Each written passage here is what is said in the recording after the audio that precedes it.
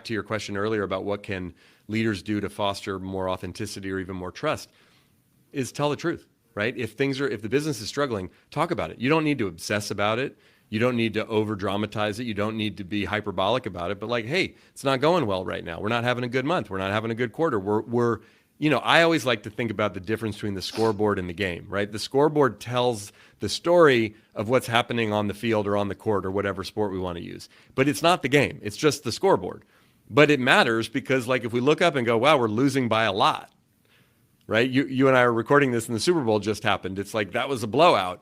Yeah. It's like, okay, that doesn't take away from the fact that the Kansas City Chiefs are an incredible football team and have had an incredible run over the last several years, but they got blown out in the Super Bowl. Ooh. Right?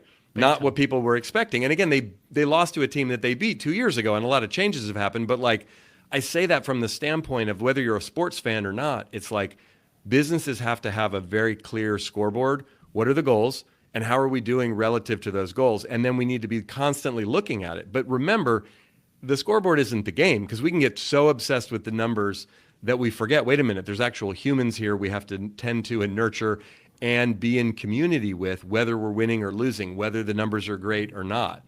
And that's a thing that I often see. To your point, we're never as good as we really are. We think we're better than we are when we're doing really well, and we think we're worse than we are when we're doing poorly. It's always somewhere in the middle. And having that perspective is really important. A little bit of luck. Yep. Right? Some things sway your way. I had a panel where I had two really smart guys on the panel, and one of the guys says, we got very lucky. He kept saying how lucky he had gotten.